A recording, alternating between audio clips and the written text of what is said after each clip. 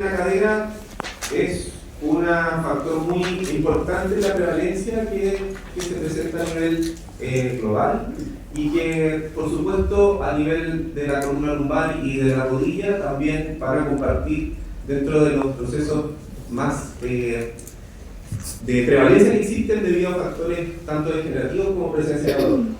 Entonces, es un segmento al cual desde la kinesiología musculoesquelética nos llama mucho la atención. Recordemos también que cadera y rodilla en procesos degenerativos son patologías GES que abarcan un factor importante de la población. Se está trabajando para que endoprótesis de rodilla forme parte del GES, endoprótesis de cadera ya es parte del GES y hernia del núcleo pulposo también es parte del GES. Por lo tanto, son segmentos que tenemos que irle a poner un poco de atención.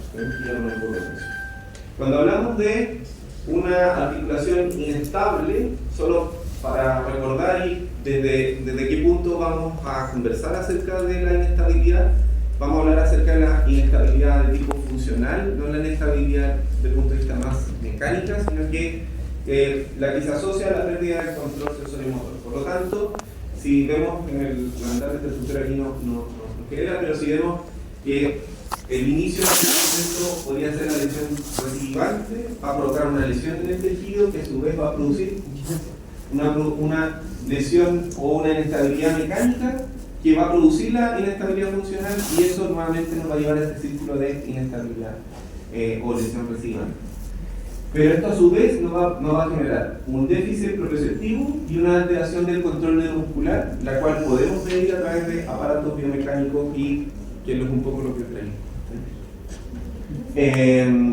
Y por lo tanto hablamos de articulación más bien inestable cuando desde el punto de vista de la kinesiología hablamos de la inestabilidad funcional, o sea, la pérdida del control sensorimotor para mantener la articulación en su centro instantáneo de rotación específico.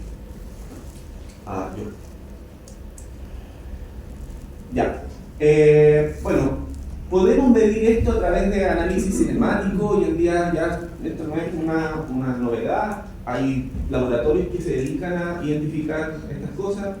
El sujeto que está ahí soy yo, que me dijeron probemos un poco la muestra, pero les quería mostrar que, o sea, el sistema. Este era un estudio que hicieron unos colegas para ver cómo el impacto que se generaba futbolistas en la carga y en el giro podían asociarse a las lesiones de menisco y ligamento cruzado anterior.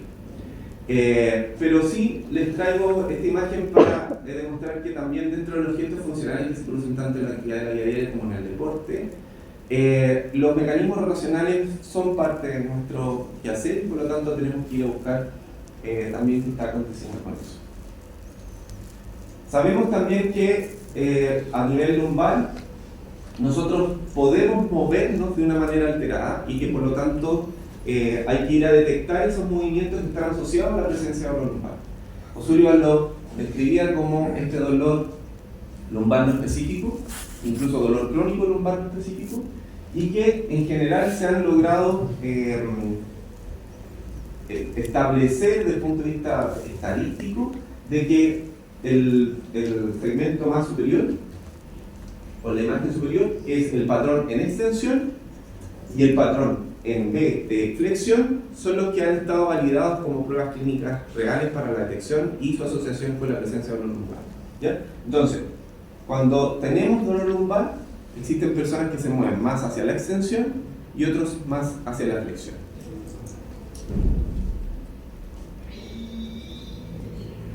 Entonces, dijimos, bueno, ¿qué pasa con este día a día? Esto es una pregunta que nace de la práctica, que hay personas que no tienen malestares lumbares o no van a la consulta, pero sí aparecen porque tienen una lesión de tobillo, de rodilla, y cuando uno los ve moverse, se mueven en un patrón alterado.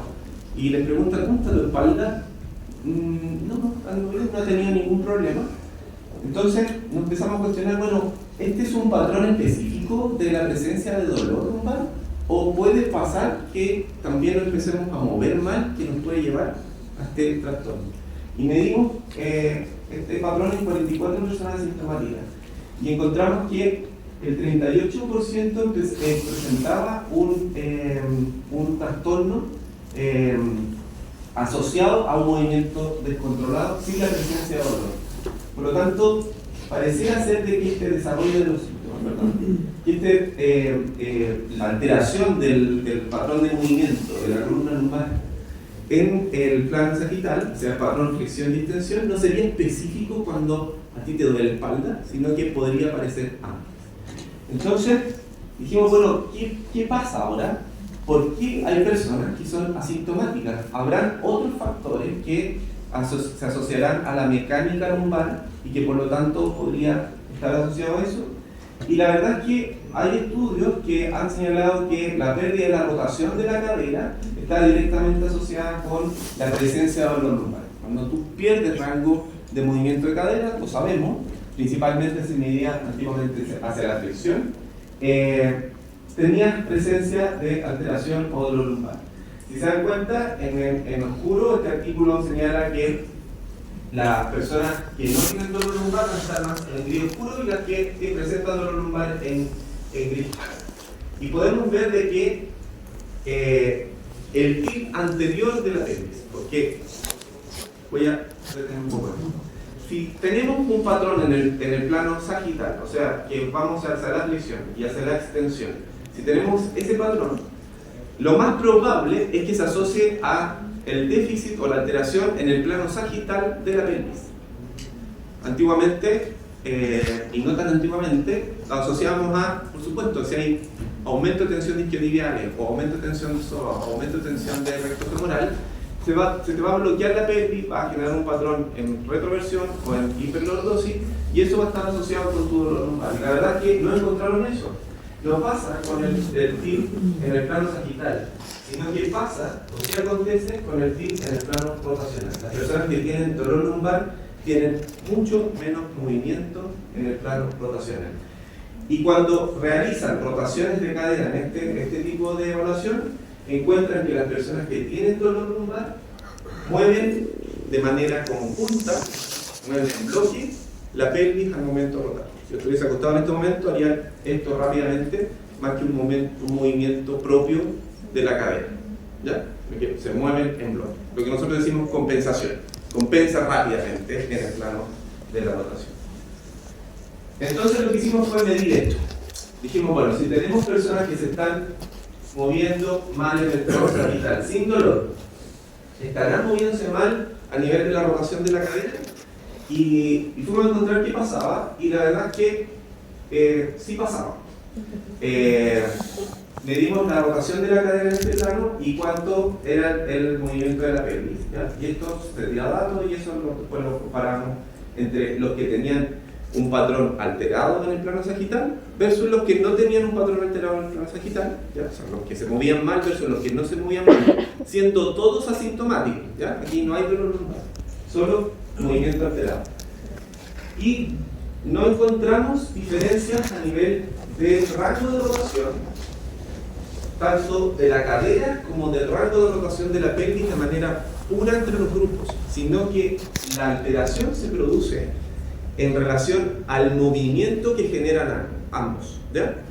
Los que se mueven mal en el plano sagital mueven antes su pelvis, ganan rango completo, mueven antes su pelvis que los que se mueven bien en el plano sagital, ¿ya? O sea, compensan más rápido. Se presenta también este patrón sin presencia de dolor lumbar. La diferencia, en relación a lo que se había estudiado antes, es que, y nosotros eso sugerimos en ese artículo, es que la presencia de un rango completo del rango rotacional o rango normal de la rotación podría estar asociado a que no existan los síntomas, porque eso sí está en las personas que presentan síntomas. Entonces, interesante mantener el rango de rotación para evitar, ¿ya? Esto también después ya lo hicimos más adelante con tesis de pregrado y utilizamos elementos simples. De repente uno dice, si no tengo elementos de un laboratorio caro no puedo hacer absolutamente nada, y la verdad es que a mí me gusta un poco llevarlo a que de las cosas que podamos encontrar incluso en nuestra casa podemos hacer investigación. Lo importante es la pregunta, más que el instrumento, ¿ya? Enamoremos siempre de las preguntas más que del método. Y los entrenamos. En este caso, gracias Arturo. En este caso, las personas que se hizo un entrenamiento con un biofeedback a nivel de la pelvis y por lo tanto se hacía un entrenamiento en la misma sesión y se le decía, mueve la cadera pero no pierdas el control de biofeedback, al igual que nosotros ponemos el biofeedback a nivel lumbar, ¿cierto? Para hacer el control de bracing en la columna. Le ponemos un sensor de presión y que mantuviera el nivel estándar. Y mientras movía la cadera y por lo tanto mantén fija tu pelvis. Y por otro lado le dijimos a otro grupo, te vamos a poner un tape, que era un tape placebo, un tape, que no fijaba absolutamente nada, ¿ya? Pero decíamos, con este tape vamos a mantener fija tu pelvis, ¿ya? Y con eso hicimos el control. Y resulta que las personas que presentan un control con biofeedback sí mueven posterior la pelvis. Esto, lo que significa esto es que mejoran el movimiento propio de la cadera sin la compensación de la pelvis, ¿ya? O sea, mueven puro la rotación de la cadera sin la compensación de la pelvis. Recordemos que mover en bloque está asociado a dolor lumbar. Entonces, podemos entrenarlos a las personas con alteraciones. Estos sí tenían ya dolor lumbar, ¿no? Las personas con dolor lumbar. Y por otro lado dijimos, bueno, las que si hay una pérdida de la rotación, a lo mejor podemos hacer movimiento, esto son técnicas de Mulligan, que podemos ganar rango de movimiento de cadera y ver qué es lo que pasa. Hay un artículo similar que movía hacia la rotación interna y hacia la aducción. Pero nosotros incluso dentro del test de Faber vemos que es hacia la rotación externa y hacia la abducción. Digo abducción como profesor para que se queden en el sitio. ¿Ya? Hacia la abducción. Y por lo tanto, sí mejora cuando movilizamos en posterior, incluso inmediato, incluso se mantiene después de los 10 minutos, lo que nos puede generar una buena ventana terapéutica para hacer después ejercicios de control. Y no solamente mejora en el rango, sino que también mejora funcionalmente con el test de Amado en personas que tenían artrosis de cadera. ¿Bien? Entonces, podemos hacer tipos de movimientos asociados con la cadera, ¿ya? Y su asociación con el rango y lo que pasa a nivel lumbar y cómo poder atacar el dolor lumbar desde la cadera, ¿ya? No solo desde la cadera, esto no es eso, ¿eh? No es que el dolor lumbar es solo cadera, no es ese el mensaje, sino que vayamos a buscar también en la cadera qué pasa con las personas con dolor lumbar, ¿ya? Que podría explicar por qué este dolor crónico a veces no es tan difícil de manejar. Sabemos también de que hoy en día el segmento lumbopélvico ya no es lumbopélvico, sino que se llama complejo lumbopélvico cadera. Lo que llamamos core va del esternón hasta la rodilla, hasta sobre la rodilla. Ese es el core, más que solamente transverso al abdomen, ¿ya? Y por lo tanto, cuando entrenamos a una persona, tenemos que considerar los músculos tanto a nivel del segmento lumbopélvico como de la cadera.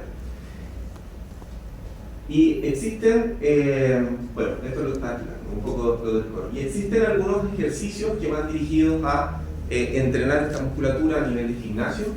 Lo podemos ver en estos dos imágenes de gris del lado derecho mío, pero no del inicio, que se van haciendo con elástico o con máquina para poder generar algún tipo de elemento. Ese artículo lo que señala es que no existe una diferencia entre el realizar máquina y el realizar elástico para aumentar el control de la estabilidad lumbar. No existe una diferencia, o sea, podemos con los elásticos de nuestra clínica o nuestra consulta ya generar un trabajo interesante sin la necesidad de contar con grandes elementos. Y uno de estos que se estaba utilizando en ese tiempo es el TRX con un bastón. Lo que hace aquí el TRX, que Julio, ¿me puedes mostrar la banda? Eso es elasticado, ¿ya? Por lo tanto se hacen ejercicios de resistencia elasticada y para poder entrenar el segmento lumbopélvico. Y lo medimos, ¿ya? Y vimos entonces cuál era la activación de este segmento lumbopélvico, este complejo lumbopélvico con cada cadera, y ver qué es lo que estaba pasando a través de 3 ejercicios, y medimos músculos superficiales a nivel de la columna lumbar y de la cadera, ¿ya? Y incluimos también bíceps femoral como un segmento múltiple. Y medimos en 3 tensiones, ¿ya? Medimos una tensión hacia posterior, medimos una tensión hacia anterior y medimos una tensión hacia rotación. Y encontramos que en general, por supuesto, cuando uno hace hacia anterior, los músculos que tratan de frenar las fuerzas anteriores se van a activar más los posteriores. Cuando tú traccionas hacia el posterior, los anteriores van a tratar de llevarte hacia el otro lado. Pero lo interesante aquí es que, si bien longísimos en el plano rotacional sabemos que la musculatura paravertebral también es controladora o facilita el control a nivel de la columna lumbar, el glúteo medio para mí es un abductor y el bíceps femoral es un extensor de cadera y flexión de rodilla. Sin embargo, fueron la musculatura que más se activa en el plano de la rotación, ¿ya?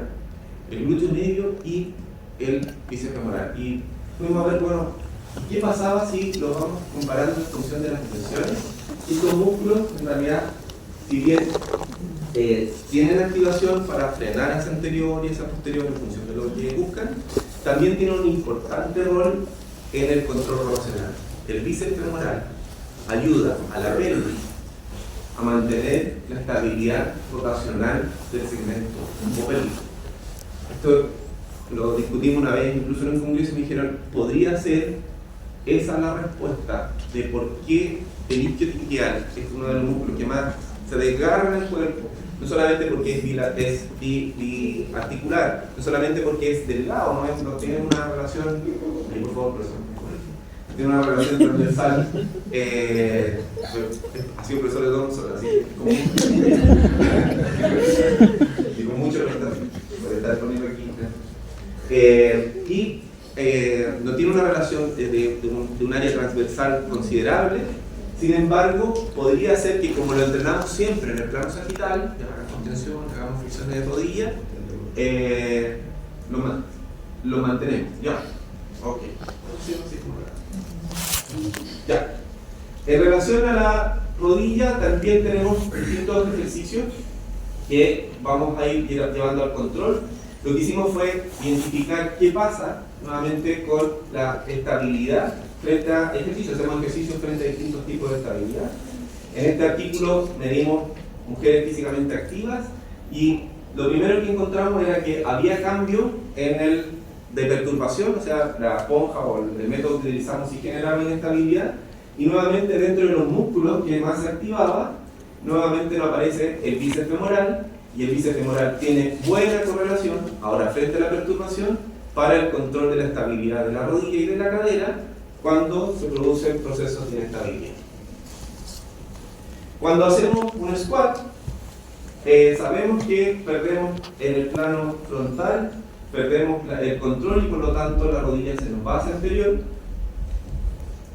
y que lo podemos entrenar de distintas maneras. En este artículo que publicamos estaba Pablo de Negra también, que fue parte de su tesis de máster, está Gabriel Rojas, que también es ex kinesiólogo UTA, y por ahí lo vi en un mensaje para que especialice allá en Santiago. Y lo que medimos aquí con los chicos fue que, es que medimos a través de observación de presión qué pasa cuando se hacen fuerzas hacia medial o hacia lateral. Aquí estamos viendo justamente algunos con más pelo y otros con menos ganas. No solo fue para mí. ¿Ya? Y encontramos nuevamente que la musculatura de bíceps femoral, de isquiotibial, de cuádriceps, de aductores se tiende a tensar entonces un squat con piernas hacia con fuerza medial.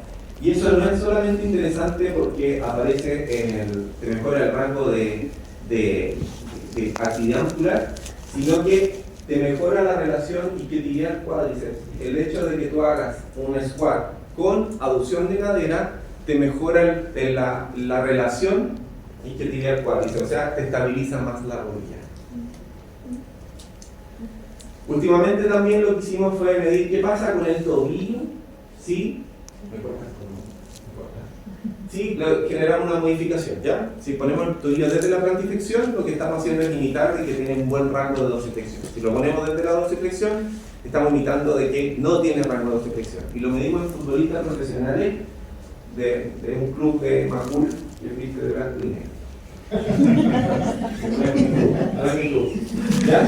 Lo medimos a los 60 grados y identificamos el índice de valgo dinámico. El valgo dinámico no solamente está a nivel de la rodilla, sino que también se suma con el rango que se produce en la cadera. ¿Qué pasó?